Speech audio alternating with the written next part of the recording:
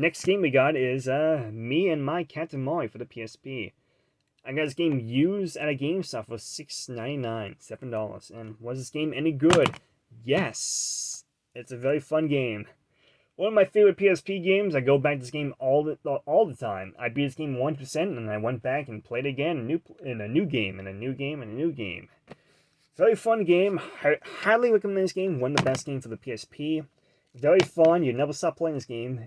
The music is fun, funny to listen to. The graphics kind of suck, but that's kind of the appeal of the game. You know, very limited graphics. But the reason why the graphics are kind of limited, kind of sucky, is because the game is very intensive. There's a lot of stuff in the game, a lot of physics happening, and all that stuff. So you can't have big, epic graphics, very realistic, hyper realistic graphics in this game. You just have to have very simplified stuff, so you can easily glue it to your cat molly and roll it up and all that stuff. So it makes sense. It makes sense why it's primitive looking. But I'll give it like a 7 out of 10. Definitely recommend the game.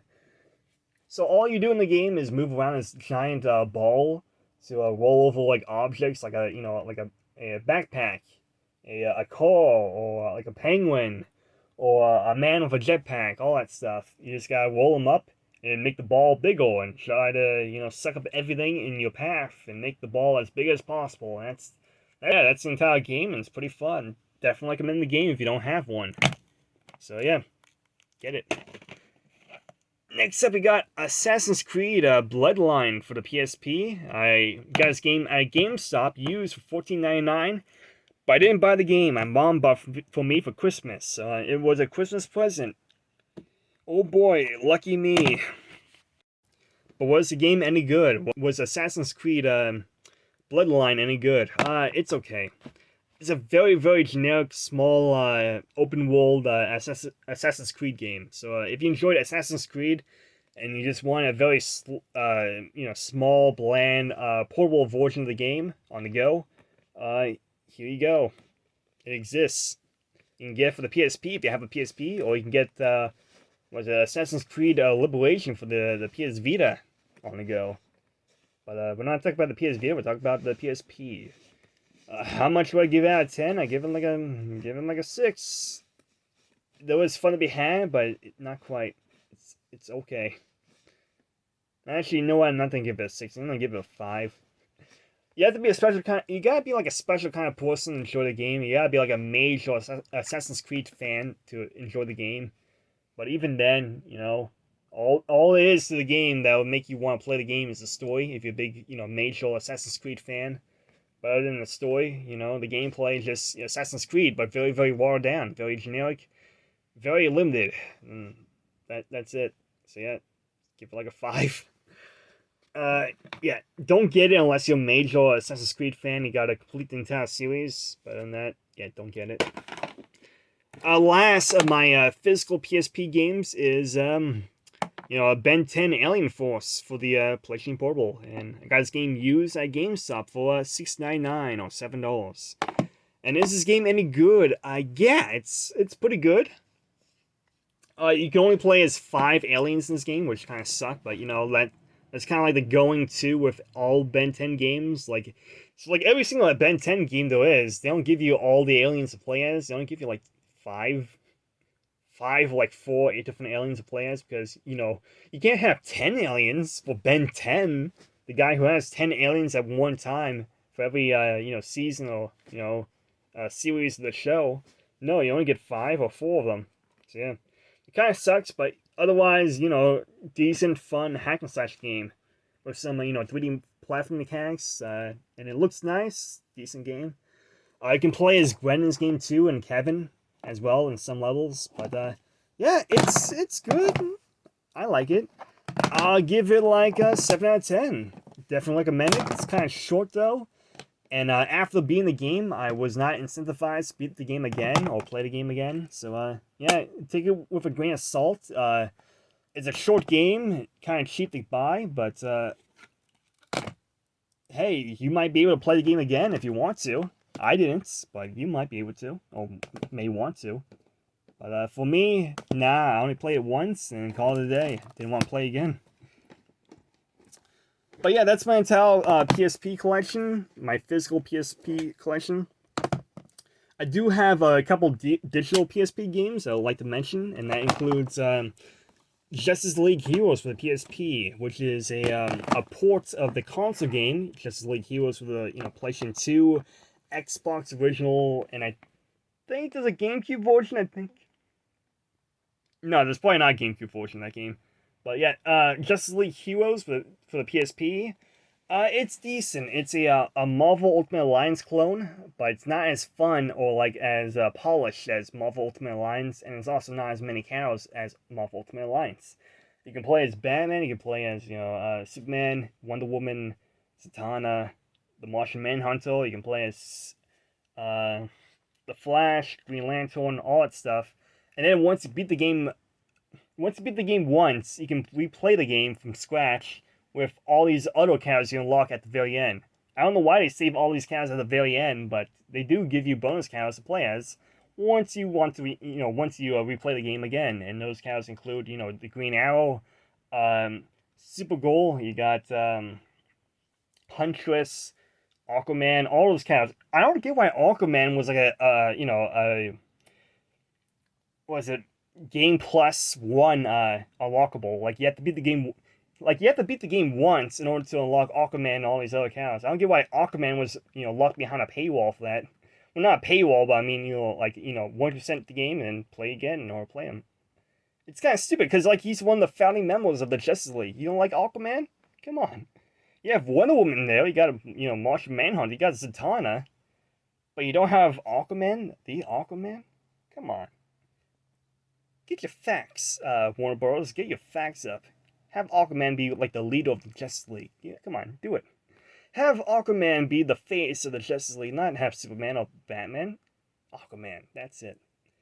Anyway, the game is okay. Give it like a 7 out of 10. It's fun. I play it a lot. I go back to it from time to time. It's a fun game. And then the last digital PSP game that I got is Jak and Daxter. Was it Jak and Daxter? Was it Lost Frontier for the PSP?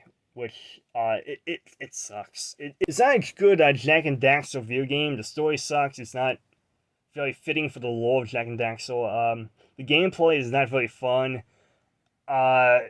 It's mostly just aerial. It's mostly just like aerial combat, like Star Fox, but not as fun as Star Fox. So if you want aerial combat similar to Star Fox, but not as fun as Star Fox, and very limited, very short gameplay with Jak and Daxter with a very bland, generic story that's not fitting for the lore of Jak and Daxter, well then, this is a game for you. This game's great. I'll give the game like a 5 out of 10. It's not a broken mess.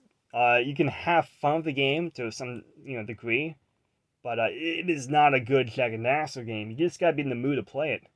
So yeah, Lost Frontiers is not a bad video game, but you gotta be a special kind of person to enjoy the video game. It's all I gotta say. So it's 5 out of 10. If you're not a fan of Jak and Daxter and just getting into the games, you might enjoy, Jak and Daxter, The Lost Frontier. You might enjoy that game, but otherwise, don't get it. It's gotta be a special kind of person to play the game. So yeah, 5 out of 10. Don't recommend it. And then there's 2 other PSP games I would like to bring up because I did own those games at one point, but then I brought them back to GameStop and returned them because I didn't like them. And that was what is it? Actually, not because I didn't like them, but because I beat them. So long story short, back when I was a kid, well not a kid, I was like a teen. Around like what is it? When did I get the PSP? I got it like around 2014. So yeah, like around 2014. I didn't have a lot of money. I didn't have a job around 2014. I think I was like 13 years old back then, something like that. But anyway, yeah, back around then, I decided to just return the game once I beat it because I got bored of the game. It was a very short game, and I didn't have a lot of money, and I just want to play a different game other than that. And not only that, but the game that I had, Spider-Man Friend or Foe for the PSP, that game was expensive. That game was like freaking $29.99 at GameStop used. So once I beat the game in like 2 hours, I was like, you know what? I'm just gonna return the game. I already beat the game. I have a window of I got like a little window of time right here. I got like 3 days left. I might as well return it to GameStop, get my money back, and then I buy a different game, and that's what I did. And I believe I bought Secret Agent Clank for the money, which was not a good deal, but I did it. So yeah, just let me backtrack a little bit here. Spider-Man Final Foe for the PSP was actually one of two games I got from my PSP when I got from GameStop. I didn't have a lot of money, like I said before, so I just bought Spider-Man Final. I just bought Spider-Man Final Foe, and I got Daxter for the PSP. Two games, and then after beating Final Foe, I decided, you know what? This game's expensive. This game's like $30 used at GameStop. I might as well return the game because I beat it like 5 days, 3 days. And actually, yeah, I only beat in 3 days that game. And then I bought it back. I got my $30, and I used that $30 to buy other PSP games, which included Secret Agent Clank. It included Ratchet and Clank Size Matters for the PSP, and what else did I got? Secret Agent Clank, Ratchet and Clank Size Matters, and actually, yeah, I think that's about it. I think I saved that money for something else. I think I got like a PlayStation 2 game for that. I think I got like Simpsons Hidden 1 or something like that. Did I? Simpsons? No, that's different memory. There's so many memories in my head about, buying video games and stuff, so. Yeah, I think I just, I returned Spider-Man Final Foe, and then I got Secret Agent Clank, and then Ratchet and Clank Size Matters with the money, but then I had a few extra dollars left after. But then I had like a few extra dollars left afterwards, so I decided just to keep it and pocket it and use it for something else in the future. But yeah, that game was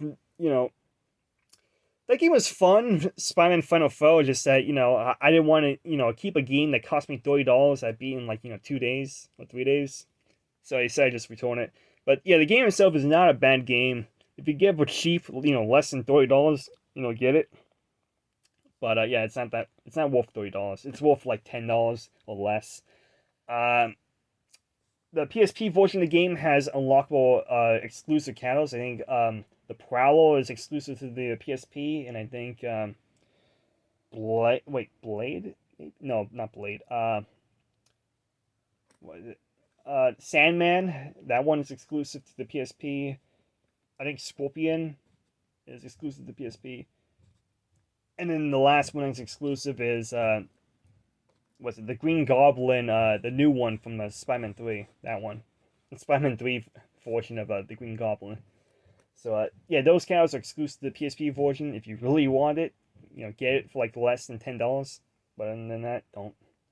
So yeah, out of 10, I give the game like freaking 6 out of 10. It's a decent hack and slash game. Just don't expect like some kind of masterpiece, because it's not a masterpiece, but by any means. It's a decent game. It's not worth $30. Give it for 10. Give it for less.